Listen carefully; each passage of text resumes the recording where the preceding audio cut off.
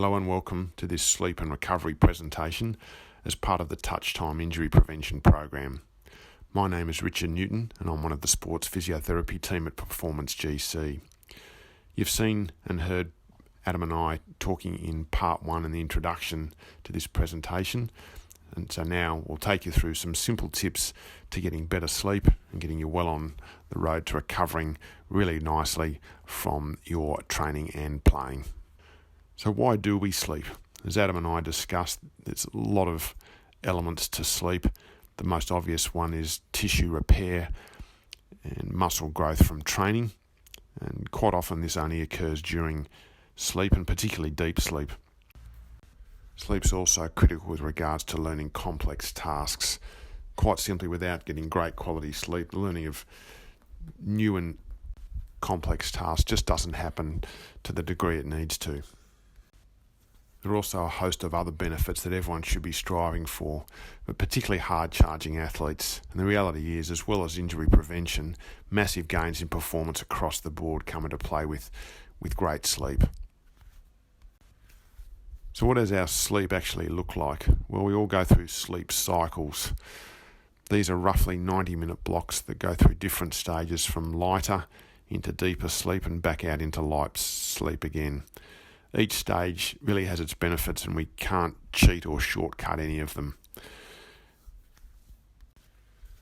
These sleep cycles are often called the circadian rhythm, and very important to try and get these in sync. So we're going through these critical light and deep stage sleep in these regular cycles. There's a little variation in how different researchers feel these circadian rhythms should look like. My feeling is it's probably normal to wake during the night, but as long as we drop back off to sleep again very quickly and go through a normal full sleep cycle, we're fine with that.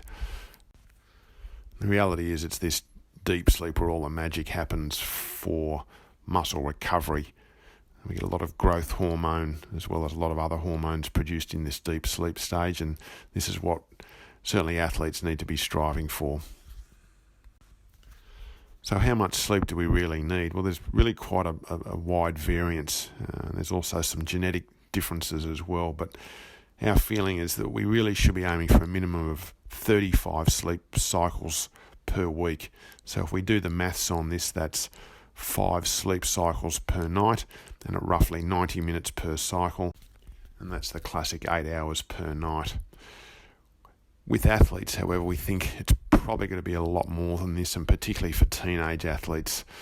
So teenage athletes that are training really hard, we think probably need up to 40 sleep cycles per week. So, probably closer to 9, even up to 10, maybe even up to 11 hours sleep for some athletes. And this has got to be of good quality as well. So here's some interesting research on sleep and injury. It really shows here that those who have less than our recommended sleep have a 1.7 times greater risk of injuries. That's a big increase in injury risk, and something we really need to take into account, not only with ACL injuries, but hamstring tears, ankle sprains, really across the board, and really needs serious consideration for really all athletes, not just adolescents. So again, in this infographic by our friends at YLM Sports Science shows a lot of different elements to the sleep as far as growth hormone with regards to muscle tissue regeneration and growth, the injury risk, cognitive performance as well, really as alertness and certainly reaction time and decision making, which comes into play with pretty much all our sports. Lack of good quality sleep has also been associated with increased inflammation, which certainly isn't a great thing for recovery, and obviously gives people lots of pain issues, which is obviously what we see as physiotherapists across the board. This chart on this slide really shows the circadian rhythm, or our body clock. It's a bit of an example potentially of what this actually looks like. And we sort of note that at 9 p.m, this is where melatonin secretion starts. We're going to talk a lot more about melatonin. It really is the key chemical as far as sleep goes. We're going to go into a lot more detail in melatonin a little further in this presentation. So now we're going to talk about sleep and how to get more off it. This is really all the information we can give you on how to improve your sleep. There's probably more we can go into, but this will give a good basis, and hopefully we'll get some better sleep out of everybody. So as we mentioned before, melatonin really is our key sleep hormone. It's produced by a little gland in the brain called the pineal gland, and this melatonin level does vary in 24-hour cycles, and really it's one of the big elements in this circadian rhythm we've been talking about. Melatonin is also a very powerful free radical scavenger and antioxidant, so certainly really important in recovery as well as governing our sleep cycles. So here's the key thing with melatonin: it's really only produced in darkness. There's some small cells in the retina that are quite photosensitive, and as the light hits these cells, they send signals to the pineal gland to either produce or stop producing melatonin, as the case may be. But if we consider what our lives look like now, as soon as it gets dark, things change. It's not like it was hundreds of years ago before we had electricity. Of course, what happens now when it gets dark, we put the lights on, where certainly that wouldn't have happened historically. With our primal ancestors, melatonin probably would have started ramping up at sunset as the sun went down. So by 8 p.m, everyone's pretty sleepy, and off to sleep they went and wake up at sunrise. And that's really where this circadian rhythm originated from and is strongly in place in our genes. What happens, of course, in our modern world is that when it gets dark, we've got lots of lights on. LEDs, halogens, fluoro lights, TV screens, certainly our phones and computers. And unfortunately, these are like looking into little mini suns, and they really shut down our melatonin production. And if you're struggling to sleep, then this exposure to this light, particularly the blue light spectrum in the light we're exposed to, does definitely shut down this melatonin production, and will have really a big impact on your sleep quality. Our brains are still thinking it's the middle of the day because these lights are so bright. And as a result, we've got no melatonin and poor sleep results. But obviously, it's pretty hard for us to all aim to go to bed at sunset. It's just not going to happen in reality. So we've got to look at some things that we can do to make us really live more primarily, but in this modern world.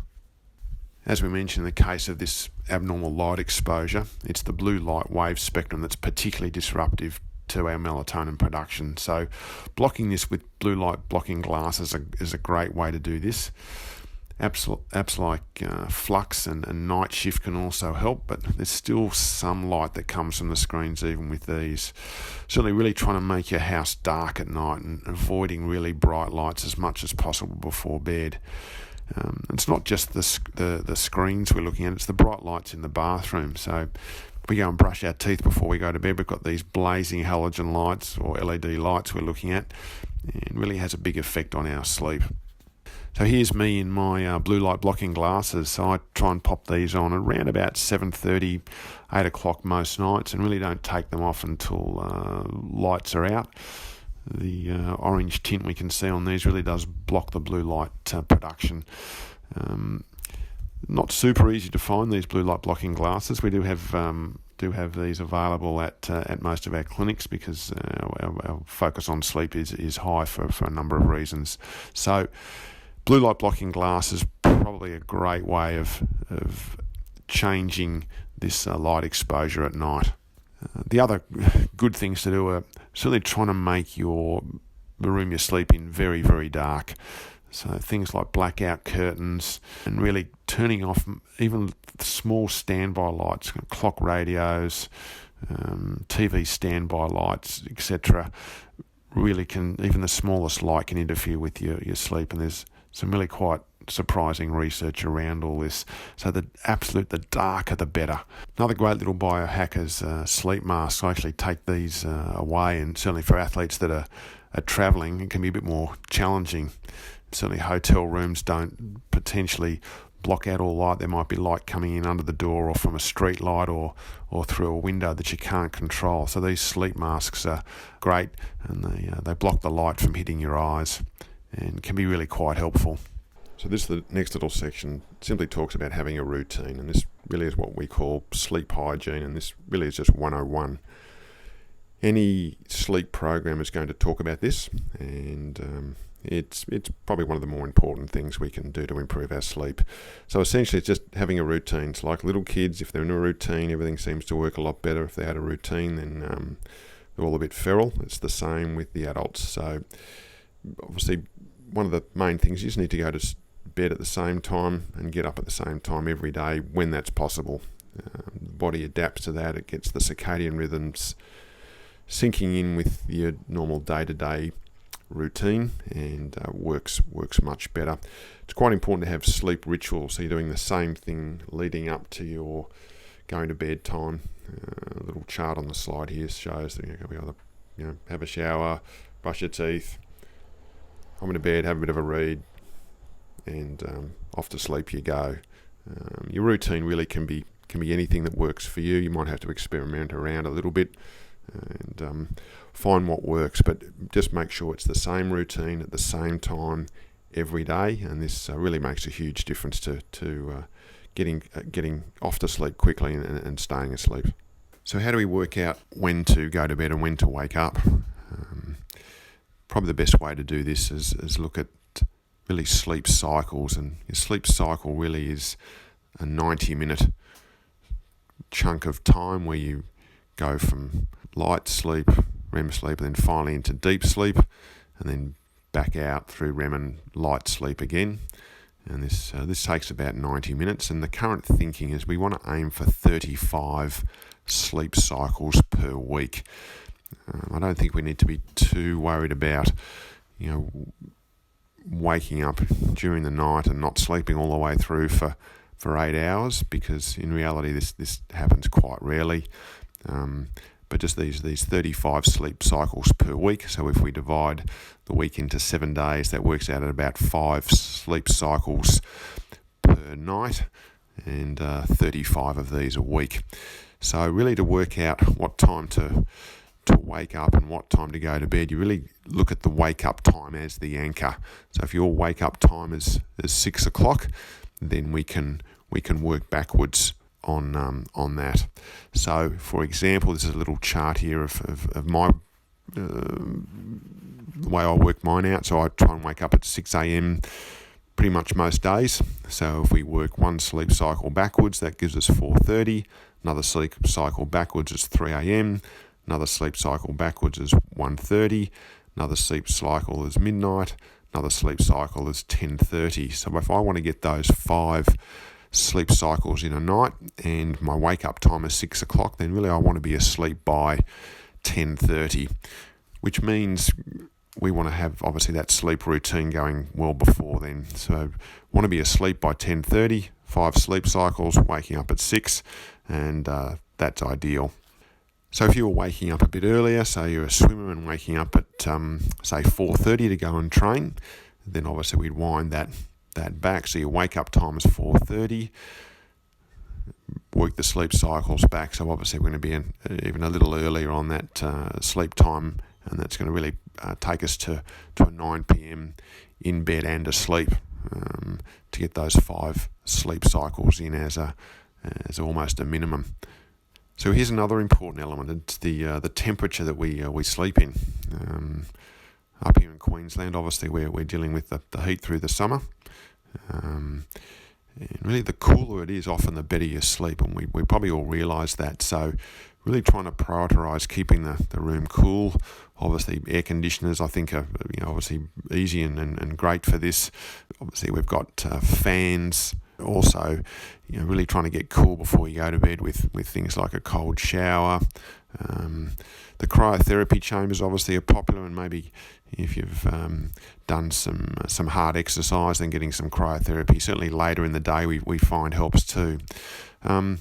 Little biohack we can use here is just sleeping with your feet out. Your feet have actually got a lot of blood vessels in them, so acts as a little bit of an area where the body can lose heat. So sleeping with your feet out tends to keep your whole body cool. Obviously, one of the main supplements that athletes often use is coffee as a stimulant. But coffee obviously can be a problem with sleeping. It can stay in your system for really a long time, and actually we all metabolise caffeine at different rates. Some people metabolise it quite slowly. So it would be fairly obvious to say that really we want to really cut coffee out from probably maybe 2 p.m. in the afternoon onwards, maybe even earlier for those who are struggling to sleep. And if you're really struggling to sleep, maybe even trying to cut it out at all or going to a decaffeinated version. So coffee right before bedtime is really not a great idea, and will certainly interfere with your sleep cycles quite dramatically. There's another one for the athletes as well, is sometimes we feel like alcohol does make you a bit sleepy and potentially could help sleep, but in actual fact it's really quite the opposite. Your body comes out of deep sleep, if it ever gets into deep sleep. As the alcohol starts to wear off out of your system, your body comes out of deep sleep and back into REM sleep, and it's much easier to wake up from that REM sleep. That's often why you wake up just after a few hours sleep when you have been drinking. So we certainly need to be very careful with this. The other issue is your liver has to metabolize the alcohol, and to do that it's going to produce heat because it is a chemical reaction. The chemical reaction produces heat, it heats your body temperature up, and that's going to interfere with your sleep cycles. So quite often, say you've played a game of football, had a couple of beers, you're only really maybe going to get 1 or 2 good quality sleep cycles versus typically our 5 or even 6 or preferably even 7 in terms of recovery. Similarly, as we talked about alcohol, the body has to metabolise that alcohol.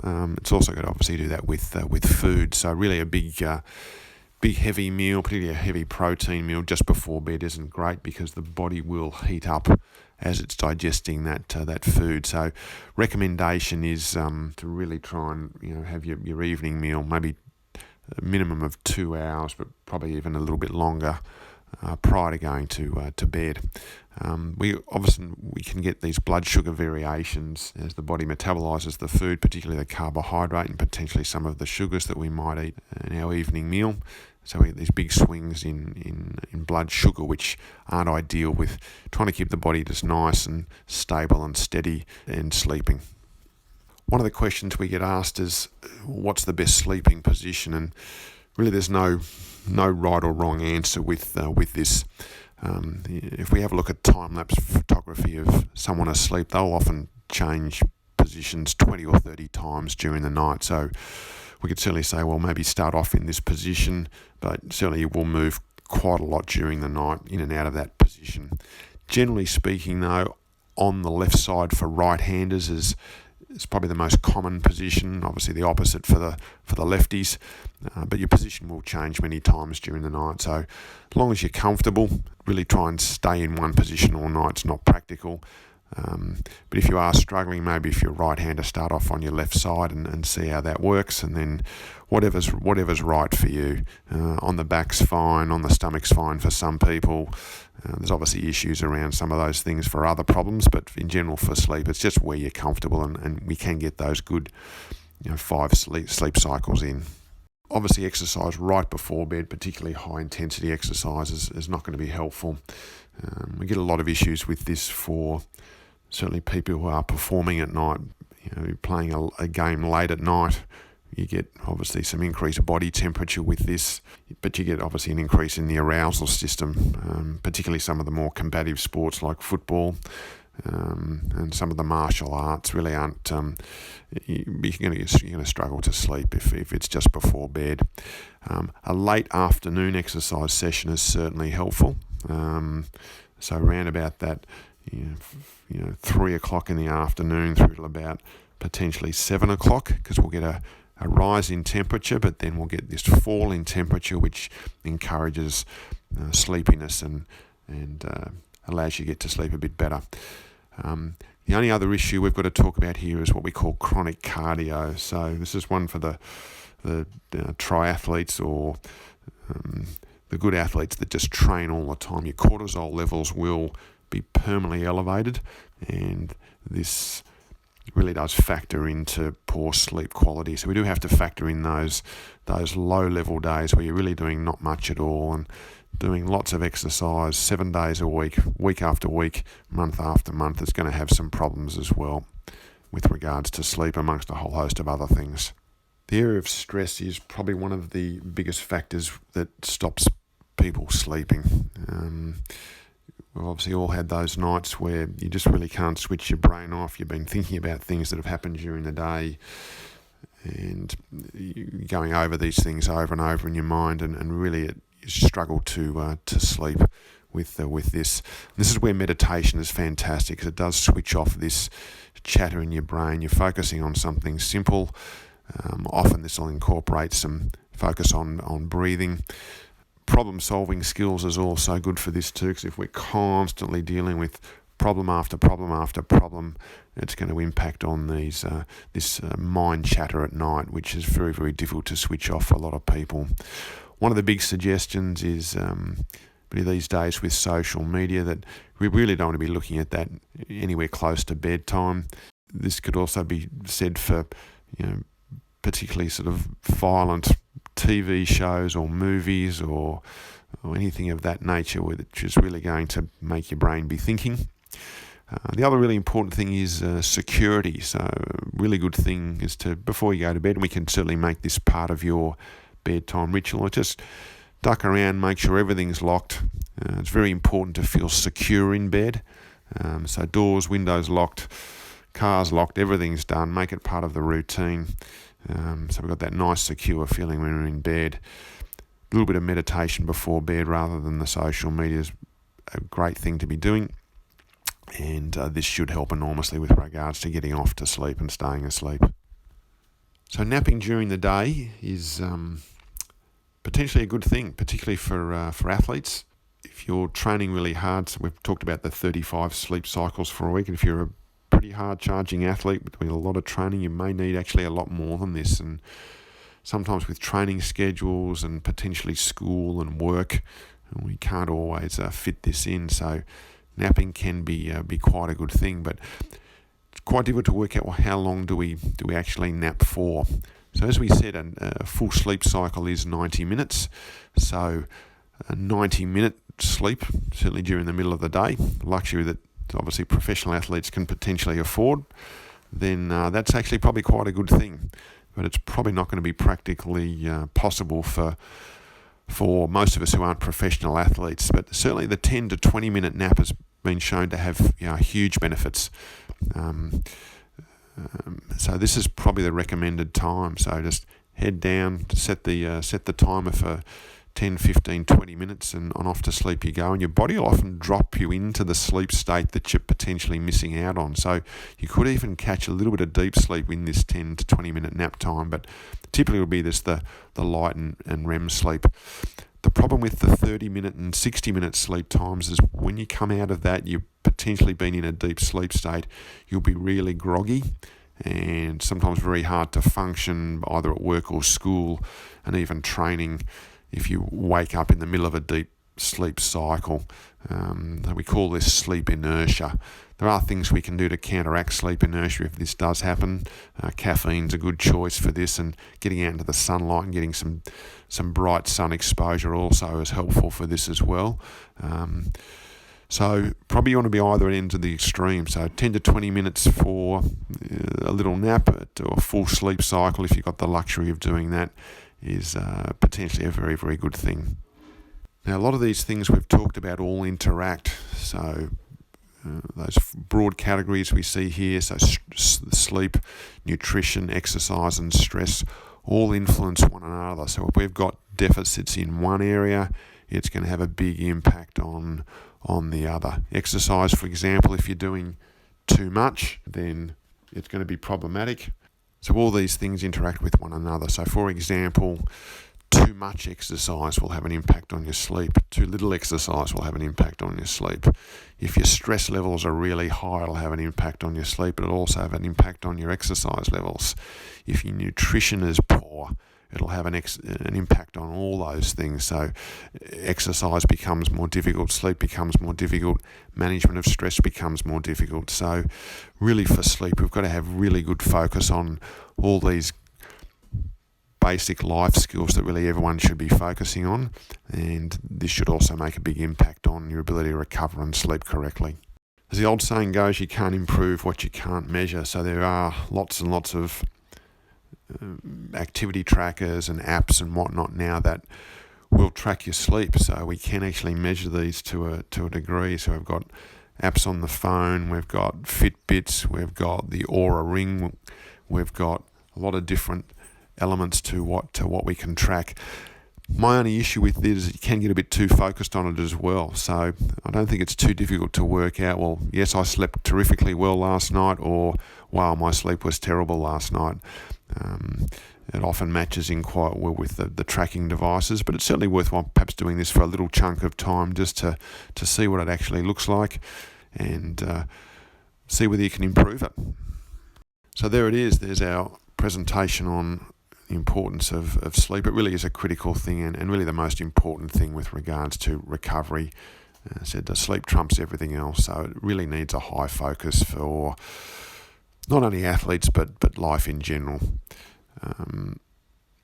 So I hope you enjoyed this presentation. Certainly lots and lots of resources now. It's becoming much more topical. A couple I've put down here for you, but there's a lot more out, and if someone wants to go into this a lot more detail, please feel free to contact Adam or myself, and we'll give you some more things. So certainly there's new things coming up all the time. It is a bit of a focus at Elite End. We've certainly got people at certainly AFL level now that their job is just to maximise sleep. Certainly some of the Premier League soccer teams and NFL teams are also using dedicated sleep coaches, and that's how highly they rate this. So these are people that do this full time, so it's very highly rated. Lots of good information coming out, and it's good to probably have a bit of a look around and see what you can find on the odd occasion, because there are little pearls that'll pop up every now and again by doing a little bit of research. Again, hope you enjoyed this presentation, and certainly let us know if you've got any questions around the sleep issues, and good luck with it all.